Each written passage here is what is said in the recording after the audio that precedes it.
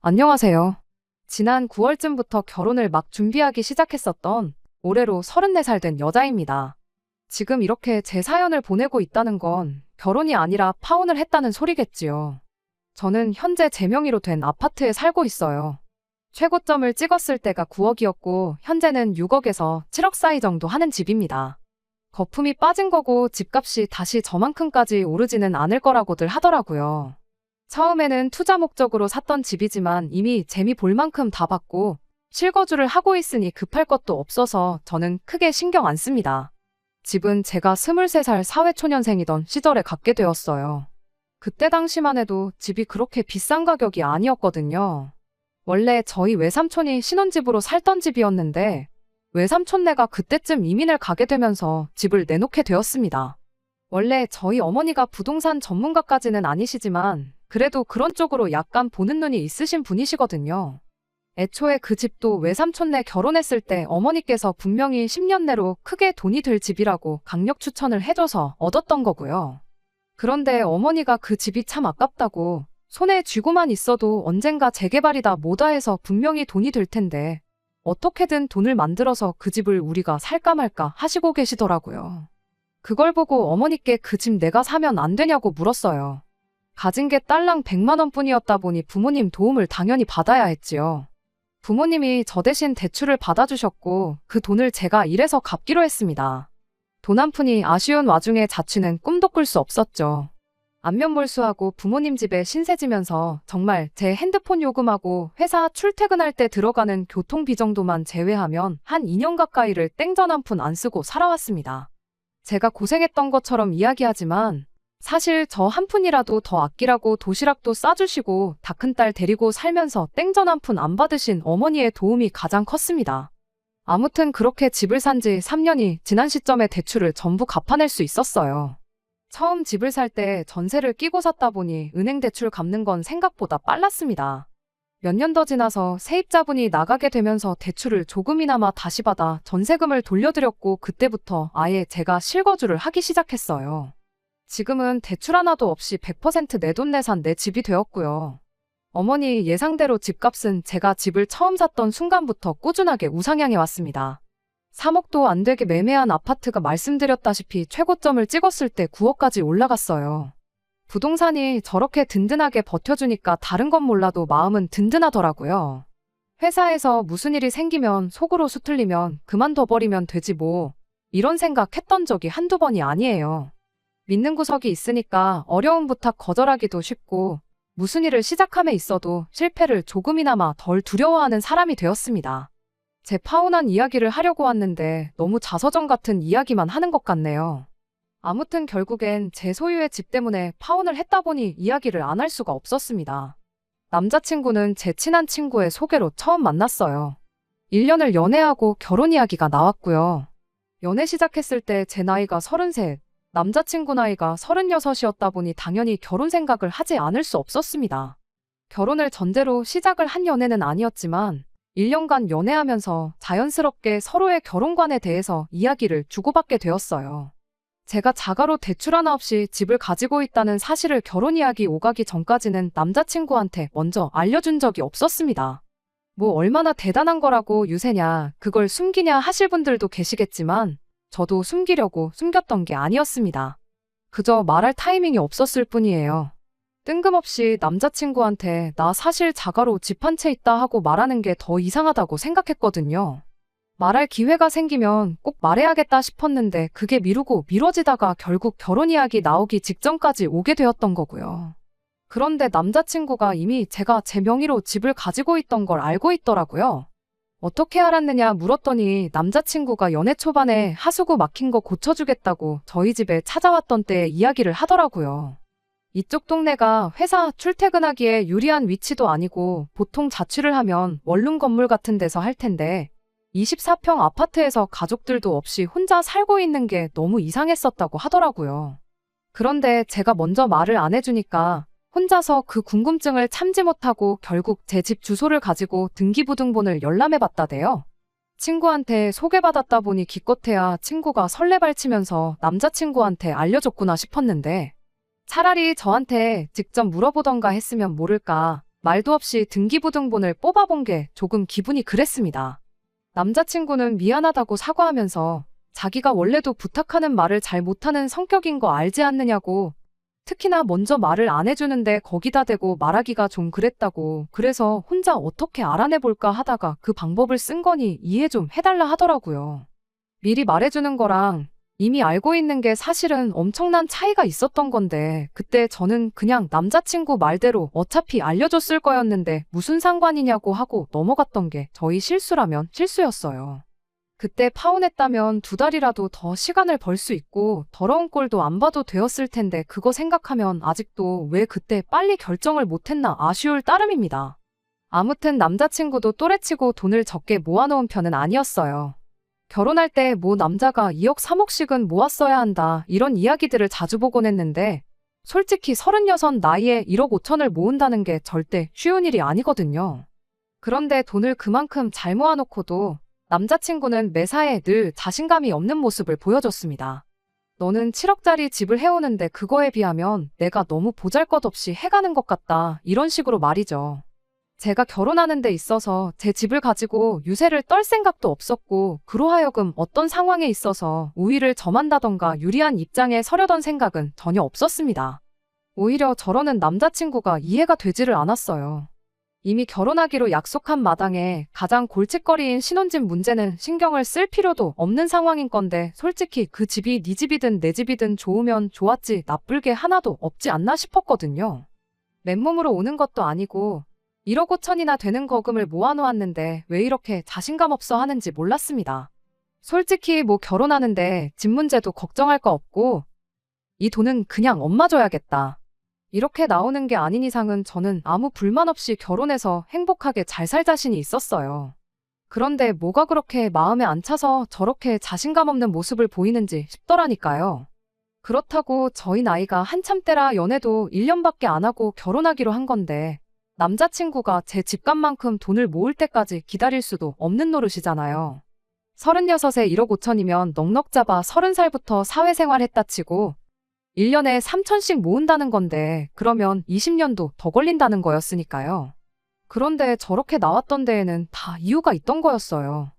애초에 저희 집 등기부등본 뽑아봤을 때부터 지 엄마랑 짜고 입을 맞추고 있던 게 아닐까 싶기도 합니다. 아무튼 그렇다고 결혼 준비를 손 놓고 있을 수는 없었던 법이다 보니 차근차근 하나씩 준비하기로 했어요. 일단 먼저 남자친구를 저희 집에 인사를 시켰습니다. 제 앞에서는 집 때문에 그렇게 풀죽어하고 똥 씹은 표정만 짓고 있더니 막상 저희 부모님 앞에서는 넉살 좋게 잘하더라고요. 부모님은 남자친구가 성격도 밝고 직장도 좋고 뭐 하나 마음에 들지 않는 점이 없다고 하셨어요. 이야기 들어보니까 결혼 생각은 30살 되자마자부터 있던 것 같은데 왜 저 나이 먹도록 결혼을 안 했는지 모르겠다고 할 정도로 남자친구를 괜찮게 보셨습니다. 그런데 다 결혼 못한 데에는 이유가 있던 거였어요. 하마터면 제가 청춘 바쳐 장만한 내 7억 집까지 내주고 독박을 쓸 뻔했네요. 아무튼 당시 저희 집에서는 이미 오래전부터 제 결혼을 기다려왔던 시기이기도 했다 보니 하루라도 빨리 상견례 날짜를 잡으라고 하셨죠. 상견례 하기 전에 앞서 일단 제가 먼저 남자친구 집에 인사를 드리는 게 순서였으니 일단은 인사를 먼저 드리고 오고 그 후에 날짜를 잡기로 했습니다. 남자친구의 본가는 마을 단위로 아주 작은 시골 동네였습니다. 명절 때 오며 가며 할 때는 조금 힘들겠다 싶었지만 가는 길 내내 풍경도 예쁘고 공기도 좋고 좋은 쪽으로만 생각하려고 하고 있었죠. 예비 시어머니는 좋은 사람처럼 보였어요. 다른 것보다 아들을 엄청 자랑스러워하고 이뻐하는 게 느껴졌습니다.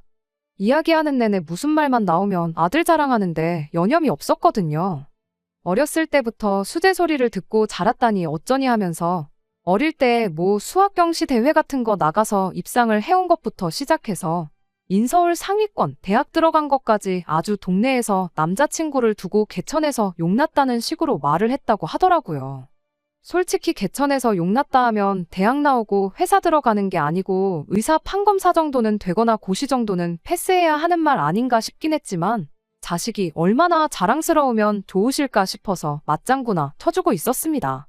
어차피 자식 자랑하고 싶은 부모 마음은 다 똑같은 거 아니겠나 싶었고 오히려 이렇게 순수한 분들이니 결혼하고 나서 고부 갈등 같은 문제로 골머리 썩을 일은 없겠나 싶었는데 결혼에 대해서 조금씩 본격적인 이야기가 오가기 시작하니 순수한 사람처럼 보인다는 그 마음은 온데간데 없이 사라졌어요. 예비 시어머니 또한 제가 집을 가지고 있다는 사실을 알고 있었나 봐요. 다른 사람도 아니고 남자친구 어머니인데 당연히 말했겠거니 싶었고 그걸 미리 언급했다고 해서 기분 나쁜 것도 없었습니다. 그런데 대뜸 어머님의 제게 한마디 꺼내왔어요. 제 집 때문에 우리 아들이 너무 주눅 들어있는 것 같아 보인다고요. 말을 하는 사람이 달랐을 뿐 여태껏 남자친구가 너가 집 해오는 거에 비해서 나는 아무것도 안 해오는 거나 마찬가지라고 자신감 없어 하던 거랑 다를 게 없는 말이었어요. 하도 들어서 노이로제가 걸릴 지경이었는데 남자친구 어머니까지 저러고 나오니까 아주 넌떨머리가 나더라고요. 사실 답도 없는 거잖아요. 말했던 것처럼 남자친구가 제 집값만큼 돈을 모을 때까지 20년 동안 결혼도 안 하고 기다릴 수도 없는 노릇이지 않나요?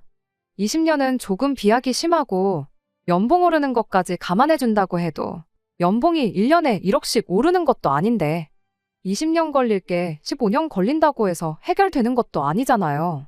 그리고 제 집값은 20년 동안 동결하고 가만히 있나요?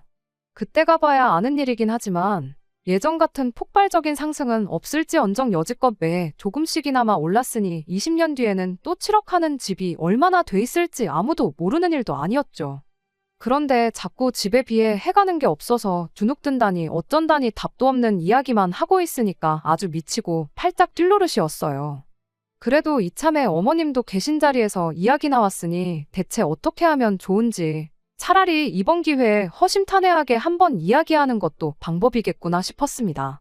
그런데 남자친구 어머니가 말도 안 되는 소리를 하기 시작했어요. 신혼집은 남자친구가 모은 돈이랑 당신이 지금 살고 있는 집을 팔아서라도 어떻게든 돈을 구해 마련해 줄 터이니 신혼살림은 그 집에다 차리도록 하라고 하더라고요. 남자 쪽에서 집을 해오고 그 집에 살림을 차리면 적어도 아들이 처가에 주눅들 일이 없지 않겠냐는 거예요. 어떻게 그럴싸한 말이라도 했으면 납득이라도 했을 텐데 이건 뭐 조삼모사 하자는 것도 아니고 솔직히 뭐 하자는 건가 싶대요. 남자친구랑 남자친구 집에서 돈을 모아 신혼집을 해준다고 한들 제 집이 어디 가는 게 아니잖아요. 그 집에 세입자를 구한다면 받게 될 전세금 또한 제 돈이나 마찬가지고요. 빈집으로 둔다고 해도 말 그대로 집이 부동산인데 무슨 차이가 있길래 그러자는 거냐 했습니다. 거기에 집을 팔아서라도 해준다고 하셨는데 솔직히 이런 시골 동네의 고급 주택도 아니고 서울하고 접근성도 거의 없다시피 한 지역에 있는 그냥 평범한 시골집을 시골 체험하고 싶은 사람들한테 세를 준다면 모를까. 세상 어느 누가 투자 목적이든 거주 목적이든 사려고 들겠나요.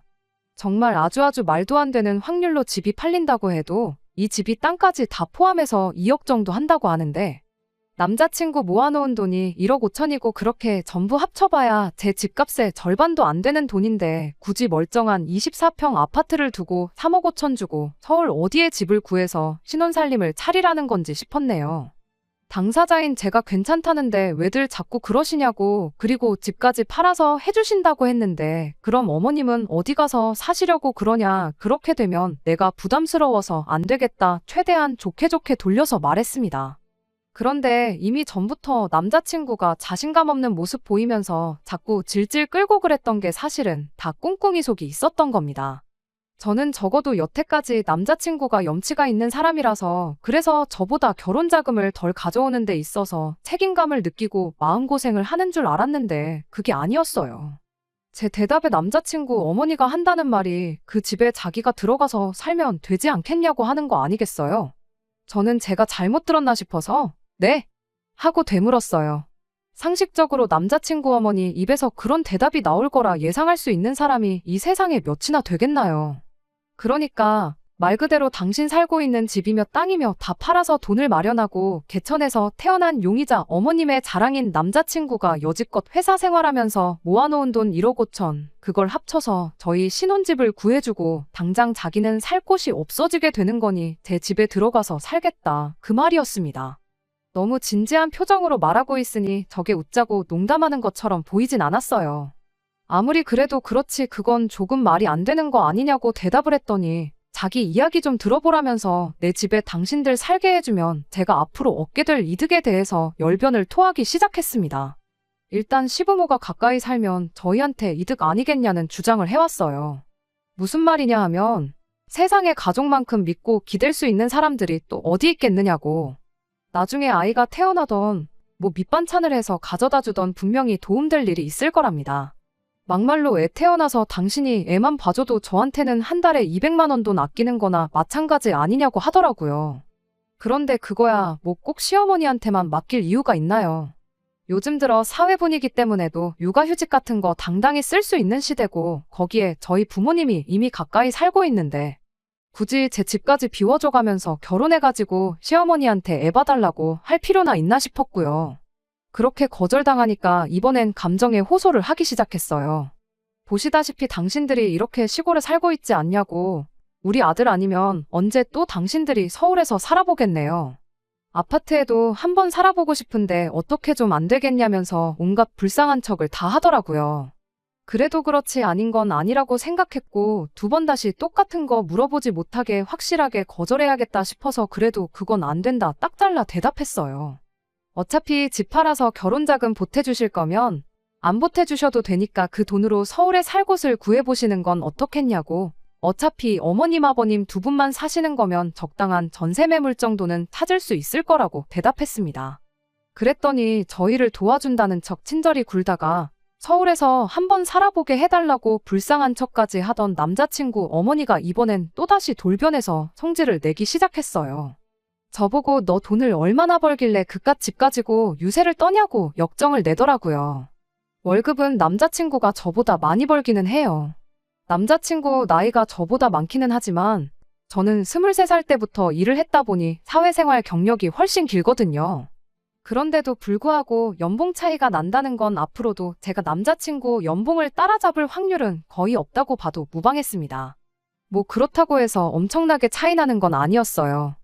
앞으로 먼 미래의 일은 모르겠지만 당장만 두고 보면 남자친구가 저보다 달에 30만 원 정도 더 버는 상황이었습니다. 아무튼 남자친구 어머니가 돈을 걸고 넘어지면서 우리 아들 처가 눈치 보고 살게 만들어서 니네 친정에다가 우리 아들이 번 돈 죄다 빼돌릴 계획 아니냐고. 그렇게는 못하겠으니 내가 가까이 살면서 니들 어떻게 하고 사는지 지켜봐야겠다고 하더라고요.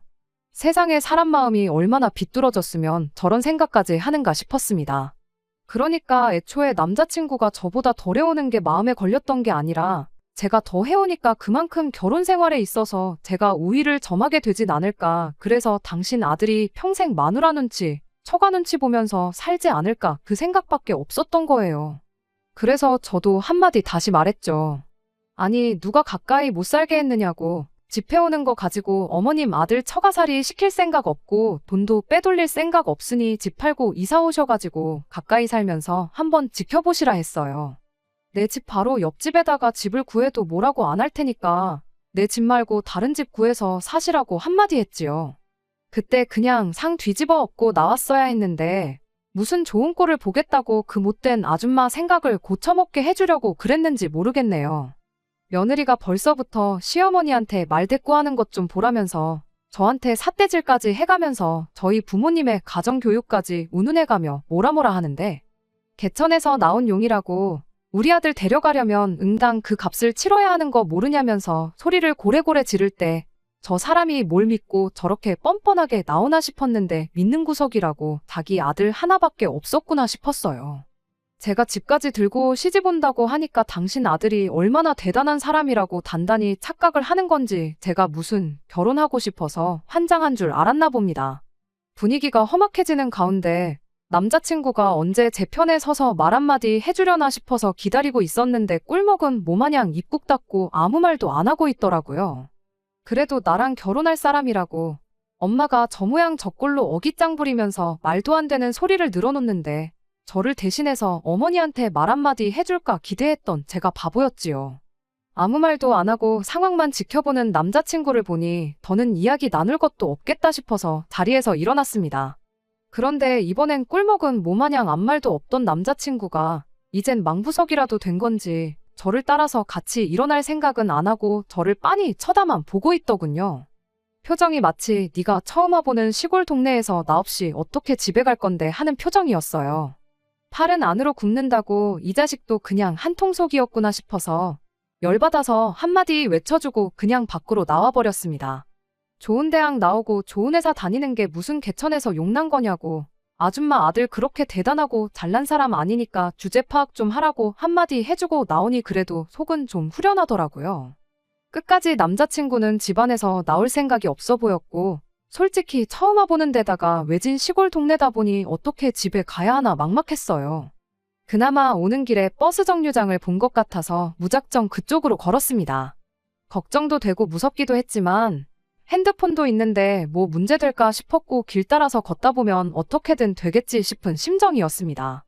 다행히도 한 15분 정도 걸으니까 들어올 때 봤던 정류장이 보이고 그때는 많이 안심이 되었어요. 문제는 버스가 반나절에 한 대 정도씩 없었다는 겁니다. 그래도 뭐 기다려야지 어쩌겠나 싶어서 정류장에 앉아서 핸드폰 보면서 시간을 보내고 있었어요. 한 10분인가 있었을까 저 멀리서 차가 한 대 오더라고요. 버스였으면 참 좋았을 텐데 남자친구가 그제서야 차를 이끌고 저를 찾으러 나왔나 봅니다. 정류장 앞에 차 세워두고 저한테 빨리 타라고 하는데 집으로 갈지 저를 또 엄마 집으로 끌고 가서 내 집을 내놓으라고 할지 누가 아나요. 싫다고 거절하고 그 자리에 가만히 있었습니다. 그랬더니 남자친구가 왜 그렇게 고집을 부리냐고 하더라고요.